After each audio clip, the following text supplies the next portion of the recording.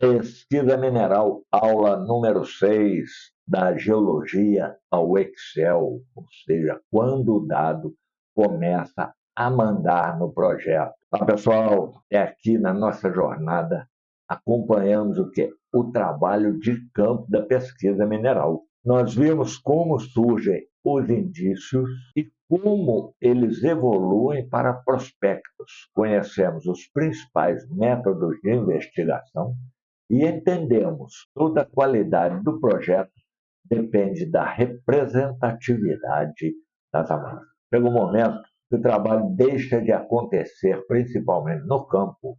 As equipes retornam com caixas de testemunho, milhares de amostras, mapas, fotografias, coordenadas, descrições geológicas, resultado laboratorial e levantamento geofísico. É nesse momento que ocorre uma transformação importante. A rocha deixa de ser apenas uma rocha, ela passa a ser informação. E essa informação passa a ser organizada em banco de dados, planilhas, modelos tridimensionais e sistemas computacionais. O título da aula de hoje ele resume exatamente essa mudança da geologia ao Excel quando o dado começa a mandar no projeto. Então, naturalmente, quando falamos em Excel, estamos utilizando uma figura de linguagem. Não estamos nos referindo apenas ao programa da Microsoft, mas a todo o ambiente de organização, tratamento e análise de dados que sustenta a pesquisa mineral. Existe uma verdade que todo profissional de mineração aprende cedo. Não vence quem coleta mais dados, vence quem consegue transformá-los em decisões melhores. E o fim da fase intuitiva. Nas etapas iniciais da pesquisa, a experiência do geólogo possui um enorme peso. Ele observa afloramentos, interpreta estruturas, relaciona ambiente geológico, formula hipóteses, mas, à medida que o projeto evolui, outro protagonista começa a ganhar importância. E qual é ele? São os dados. Imagine uma campanha com apenas 5 amostras. O profissional consegue analisá-las praticamente de memória. Agora, imagine um projeto que executou 15.000 análises químicas, 800 furos de sondagem, centenas de quilômetros de levantamento geofísico e milhares de descrições geológicas. Nenhum ser humano consegue interpretar esse volume de informação apenas observando papéis e mapas impressos. É justamente nesse momento que a pesquisa mineral entra definitivamente na era dos bancos de dados. Um dado isolado quase não vale nada. Então, vamos supor uma análise química presente 1,8% de cobre. O resultado é bom? A resposta é: depende. Depende da litologia, depende da profundidade, depende da espessura interceptada, depende da continuidade da mineralização, depende dos teores das amostras vizinhas, depende do tipo de depósito, depende da recuperação metalúrgica. Então, vejam que um número isolado praticamente não tem significado algum.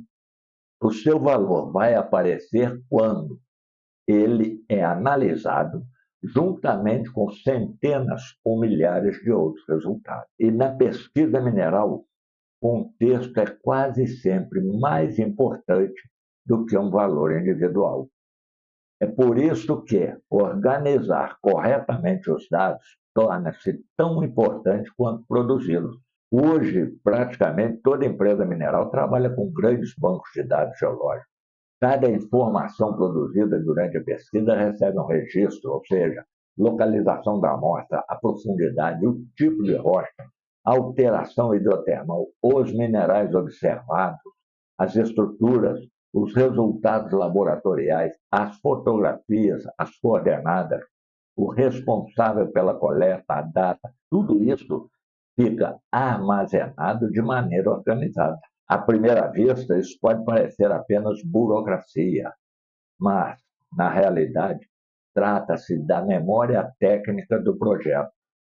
Imagine tentar reconstruir a história de um depósito depois de 5 anos sem possuir registro organizado. É praticamente impossível. Então, na exploração mineral, um dado perdido pode significar a necessidade de repetir campanhas inteiras. E quando é que os números começam a contar a história? Existe um momento extremamente interessante durante a evolução de um projeto, quando os dados deixam de ser apenas registros individuais. Eles começam a revelar padrões. Os maiores teores concentram-se próximos de determinada falha. A mineralização desaparece em certa litologia. Os elementos químicos apresentam correlação entre si. As alterações hidrotermais seguem uma distribuição específica. Os furos mais profundos mostram continuidade da mineralização. É exatamente nesse ponto que a pesquisa deixa de depender exclusivamente da observação direta. Agora, os próprios dados começam a indicar tendências. Naturalmente, essas tendências ainda precisam ser interpretadas, mas elas passam o quê? A orientar novas campanhas de exploração. Em outras palavras, o projeto começa a aprender com as informações que ele próprio produziu. E aqui nós temos um outro ator que vai entrar em cena, que é a estatística. Nós temos vários cursos de estatística para mineração aí no canal. Se você ainda não assistiu, vale a pena. Então, até aqui muitas informações foram baseadas principalmente na geologia. Agora surge uma nova ferramenta, a estatística. Não aquela estatística ensinada apenas para resolver exercícios matemáticos. Não, nós estamos falando de uma estatística utilizada para compreender depósitos minerais. Ela responde perguntas importantes. Qual é o teor médio? Qual a variabilidade dos resultados? Existem valores anômalos? Os dados seguem determinada distribuição? Existe correlação entre diferentes elementos? Qual que é o grau de confiabilidade dessas estimativas? Essas respostas influenciam diretamente a continuidade do projeto. A estatística transforma milhares de números aparentemente desconexos em informações capazes de apoiar decisões técnicas. Por isso, cada vez mais, geologia e estatística caminham lado a lado. Agora vem um alerta muito grande. Existe um princípio muito conhecido na informática chamado de garbage in, garbage out. Em tradução livre, significa: se entram dados ruins, sairão dados ruins. Esse princípio se aplica perfeitamente à pesquisa mineral. Imagine que parte das coordenadas esteja incorreta, algumas amostras tenham sido trocadas, certos resultados laboratoriais apresentem erro, as descrições ou parte das descrições geológicas tenham sido realizadas utilizando critérios diferentes. O computador continuará funcionando perfeitamente. Os gráficos serão lindos e maravilhosos. Os modelos tridimensionais parecerão sofisticados, mas as conclusões poderão estar completamente erradas. A tecnologia não corrige dado de baixa qualidade. Ela apenas processa aquilo que recebe. Por isso, a qualidade dos dados continua sendo um dos pilares da exploração mineral. E aí entra a modelagem, que é quando o depósito começa a aparecer. Então, depois de milhares de informações organizadas, chega uma etapa fascinante, a construção do modelo geológico tridimensional. Até esse momento, o depósito existe apenas em pequenos fragmentos. Testemunho aqui, outro ali, alguns afloramentos, algumas análises. O modelo integra tudo isso. Ele permite visualizar a geometria do corpo mineral, estimar sua continuidade, interpretar estruturas geológicas e compreender a distribuição espacial de teores. É importante lembrar que o modelo não é uma fotografia do depósito. Ele representa uma interpretação baseada nas informações disponíveis. Sempre que novos dados são incorporados, o modelo evolui. E na mineração, o modelo geológico nunca deve ser considerado definitivo. Ele amadurece continuamente durante toda a vida útil da minha. Tomada de decisão muda de nível. Nas primeiras etapas da pesquisa, a pergunta era relativamente simples: existe mineralização? Agora, as perguntas tornam-se muito mais sofisticadas. Qual a direção de crescimento do depósito? Onde devemos realizar os próximos furos? Existe continuidade suficiente? Os recursos justificam novas campanhas?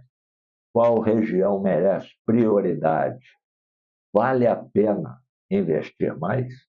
Então, observa você que agora as decisões dependem fortemente da análise dos dados.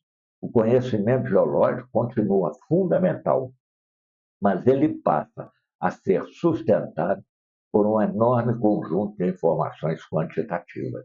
É exatamente essa integração entre observação geológica e análise estatística que caracteriza a exploração mineral. Qual que é o papel do técnico nessa etapa? Então, à medida que a pesquisa avança, o técnico em mineração também amplia sua participação. Além das atividades de campo, ele passa a colaborar na organização dos bancos de dados, conferência de registros, controle de qualidade das informações, acompanhamento das campanhas de sondagem, conferência de coordenadas, descrição preliminar de testemunho e apoio às equipes responsáveis pela modelagem. Cada vez mais empresas utilizam sistemas digitais para registrar informações diretamente em tablet, coletor eletrônico e plataformas integradas.